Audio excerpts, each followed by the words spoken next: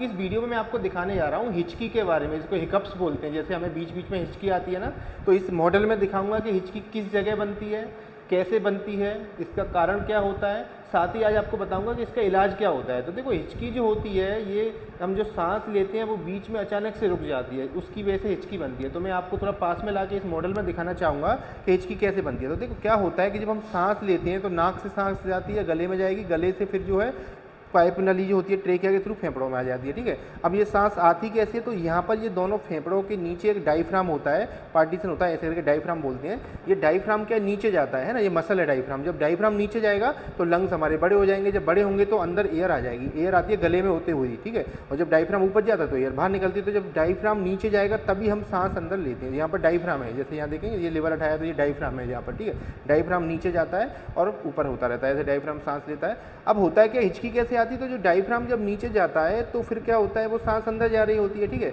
उसी टाइम ये सांस निकलती है गले से, उसको लेरेंक्स बोलते हैं। जैसे इस मॉडल में देखेंगे तो देखो सांस ऐसे करके जाती है, यहाँ से जाके इधर में होती है, ये होता है लेरेंक्स हमारा, ये ग्लोटिस एरिया होता है ये। तो क्या होता है, जब सांस स्पीड में जा रही होती है ना, बीच में ये बंद हो जाता है, तो बंद होने की वजह से ये क्या साउंड करता है। ठीक है, इसी को बोलते हैं हिकअप्स या हिचकी आना। जैसे कोई पाइप लाइन में स्पीड में एयर अंदर आ रही है, आप उसके ऊपर एकदम से हाथ रख दो बीच में तो वो एकदम आवाज़ करेगा ना, तो वैसे ये हमारा हिचकी इस जगह बनती है। अब आता है पॉइंट कि इसका कारण क्या होते हैं। तो देखो क्या होता है कि जैसा भी मैंने आपको बताया कि अगर जैसे आप ज़्यादा कुछ जैसे स्पीड में खा रहे हैं, या फिर आप बहुत ज़्यादा खा रहे हैं, पेट से ओवर खा रहे हैं, ठीक है, स्ट्रेस ज़्यादा ले रहे हैं, एंजाइटी ज़्यादा हो रही है आपको, या फिर आपको नींद पूरी नहीं हो रही है, एल्कोहल ले रहे हैं, ज़्यादा तले भुजे ले रहे हैं, या फिर कभी कभी एकदम से ठंडा गर्म ज़्यादा लेते हैं, तब भी मतलब रैपिडली ऐसे बोलते हैं चेंजेस होते हैं ठंडे गर्म के, तब भी ऐसा होता है। तो ये क्या करते हैं, हमारी नर्व्स को स्टिमुलेट करते हैं, इरिटेट करते हैं, स्टमक को, डायफ्राम को।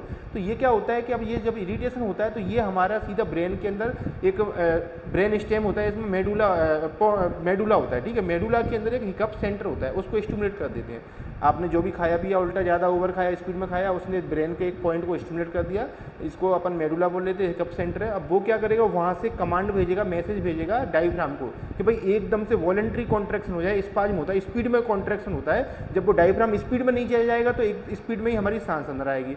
फिर उसके 30 मिली सेकेंड बाद फिर एक और वो मेडुला हमारा मैसेज भेजता है गले को, इधर तो डायफ्राम को मैसेज भेज दिया कि नीचे जाओ, सांस लो स्पीड में, उधर से गले को मैसेज भेज दिया कुछ सेकंड बाद कि आप बंद हो जाओ बीच में। तो जो सांस आ रही है गले में होके और बीच में फिर गला बंद हो गया, ग्लोटिस बंद हो गया लेरेंक्स के अंदर, तो वो एकदम से साउंड कर देगा। इसी को बोलते हैं हिकअप्स, ये मैकेनिज्म होती है। अब इसके बात करें इलाज की, तो देखो इसमें आप कुछ टाइम के लिए सांस रोक के रखेंगे तो भी इससे हिकअप्स बंद होगा। एक गिलास में 1 चम्मच हनी डाल के पिएं, उससे भी होता है। ठंडा पानी पीने से, धीरे धीरे पानी पीने से, दारू ना पीने से भी होता है। तो इसकी फुल वीडियो देखना चाहते हैं, चैनल के नाम के नीचे लिंक है।